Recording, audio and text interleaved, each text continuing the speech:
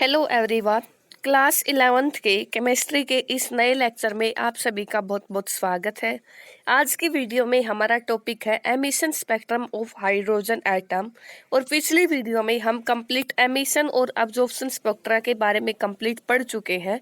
आप इससे पहले वो वीडियो अच्छे से देख लेना ताकि उसी के बेस पे आप इस टॉपिक को अच्छे से समझ सकते हैं। तो चलिए शुरू करते हैं। Emission spectrum of hydrogen. When hydrogen gas at low pressure is taken in a discharge tube, जब हाइड्रोजन गैस ली जाती है लो प्रेशर पे डिस्चार्ज ट्यूब के अंदर, and light emitted on passing electric discharge, और इलेक्ट्रिक डिस्चार्ज पास किया जाता है तो लाइट एमिट हुई, और वो लाइट जो एमिट हुई है वो एक स्पेक्ट्रोस्कोप की हेल्प से ऑब्जर्व की जाती है। तो spectrum obtained is called emission spectrum, और हमें जो स्पेक्ट्रम मिलता है उसको क्या बोलते हैं? Emission spectrum. जैसे हाइड्रोजन गैस यहाँ पे ली गई है और इलेक्ट्रिक डिस्चार्ज पास किया गया है, और उसको जब प्रिज्म में से पास करवाया जाता है तो स्क्रीन के ऊपर हमें जो ये लाइट मिलती है, तो ये कैसा स्पेक्ट्रम होगा? Emission spectrum. फिर देखते हैं क्या है। तो it is found to consist of a large number of lines. इसके अंदर बहुत सारी लाइन मिलती है हमें, which are grouped into different series, जिनको अलग अलग सीरीज में नाम दिया गया है उनकी डिस्कवरी के बाद। The name of this series and the region in which they are found to lie are given.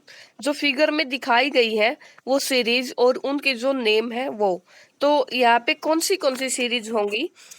Lyman series, बामर, Paschen, bracket और फंड सीरीज ऑब्जर्व की गई है स्पेक्ट्रोस्कोप की हेल्प से। तो ये फिगर रिप्रेजेंट करता है absorption spectra of hydrogen atom. Absorption spectrum ये रहेगा, और जो एमिशन स्पेक्ट्रम है वो similar except that in place of dark lines there are coloured lines with dark space. Emission spectrum हम अच्छे से यहाँ पे देख सकते हैं, ये अब्जॉर्प्शन स्पेक्ट्रम रहेगा, और ये एमिशन स्पेक्ट्रम ऐसे दिखेगा स्पेक्ट्रोस्कोप के अंदर। तो जो एमिशन स्पेक्ट्रम है उसमें क्या होगा, जो डार्क लाइंस है उनकी जगह पे कलर्ड लाइन डार्क स्पेस के साथ होंगी। डार्क स्पेस होगा उनके अंदर और कलर्ड लाइन हमें शो होंगी एमिशन स्पेक्ट्रा में। लेकिन यहाँ पे ऑब्जर्वेशन स्पेक्ट्रा में लाइनें ऐसी दिखती हैं। तो एमिशन स्पेक्ट्रम कैसा रहेगा? कलर्ड लाइन से रहेगी, डार्क स्पेस रहेगा उनके बीच में। और कौन सी लाइन दिखी हमें? लाइमन, बामर, पास्चन, ब्रैकेट और फंड सीरीज बोलते हैं इनको। और ये क्या है? Atomic spectrum of hydrogen atom. और इसके बाद जो वेवलेंथ है डिफरेंट लाइंस की in each of these series, जो अलग अलग लाइन की जो सीरीज में वेवलेंथ दी गई है वो क्या क्या है? लाइमन सीरीज की वेवलेंथ, और बामर, ब्रैकेट और फंड सीरीज, इनकी अलग अलग वेवलेंथ यहाँ पे नैनोमीटर में बताई गई है। तो इनको आपको जस्ट रीडिंग करना है। और उसके बाद जो रिडबर्ग फार्मूला है क्या है? Although in large number of lines are present in the hydrogen spectrum, hydrogen spectrum के अंदर बहुत सारी लाइन ऑब्जर्व हुई है। तो रिडबर्ग 1890 में give a simple theoretical equation by for the calculation of wavelength of these lines. In lines की calculation करना बहुत ही काम था।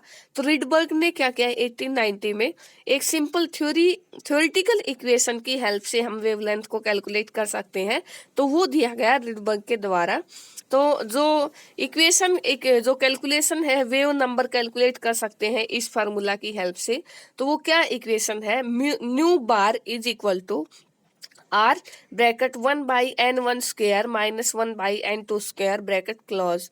और आर यहाँ पे क्या रहेगा? रिडबर्ग कांस्टेंट, और जिसकी वैल्यू है 1,09,677 सेंटीमीटर इनवर्स, या फिर 1.097 इंटू 10⁻⁷ मीटर इनवर्स।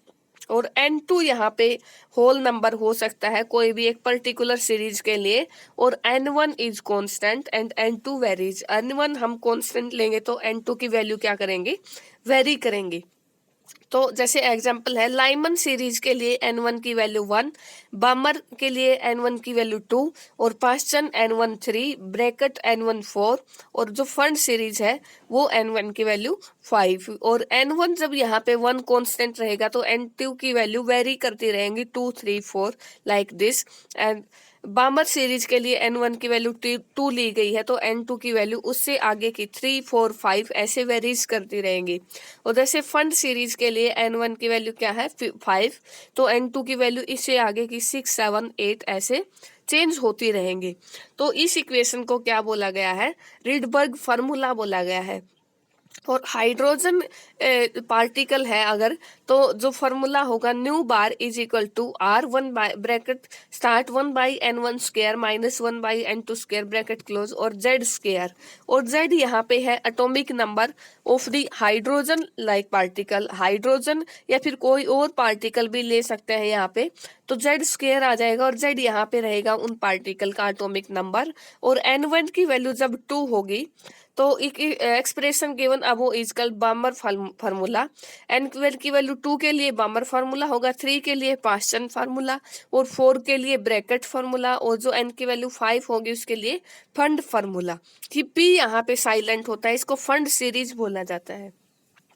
तो it was first put forward by the Balmer in 1885 to explain the series of line bearing his name, lines in the visible region। जो बामर series है, series के lines है वो किस reason में लाई करती हैं, विजिबल रीजन में। और एक ये कॉन्सेप्ट यहाँ पे ये है कि लिमिटिंग लाइन क्या होती है। तो limiting line of any spectrum series in the hydrogen spectrum is the line where when N2 in the Rydberg formula is infinity। जब N2 की वैल्यू इस Rydberg फार्मूला के अंदर इन्फिनिटी हम पुट करते हैं तो उस टाइम पे जो स्पेक्ट्रल सीरीज बनेगी तो उसको क्या बोलेंगे, लिमिटिंग लाइन। हाइड्रोजन का स्पेक्ट्रम है अगर हमारे पास और N2 की वैल्यू हमने Rydberg फार्मूला में इन्फिनिटी पुट की है तो उस स्पेक्ट्रल सीरीज की जो लाइन मिलेगी हमें उसको लिमिटिंग लाइन बोलते हैं। और जो लाइमन सीरीज है वो किस रीजन में लाई करती है, अल्ट्रावायलेट रीजन में। और जो पास्चन है वो विजिबल रीजन में, और जो बामर जो सीरीज है वो विजिबल रीजन में लाई करती है। और पास्चन ब्रैकेट और जो फंड सीरीज है वो IR रीजन के अंदर इंफ्रारेड रीजन में लाई करती है।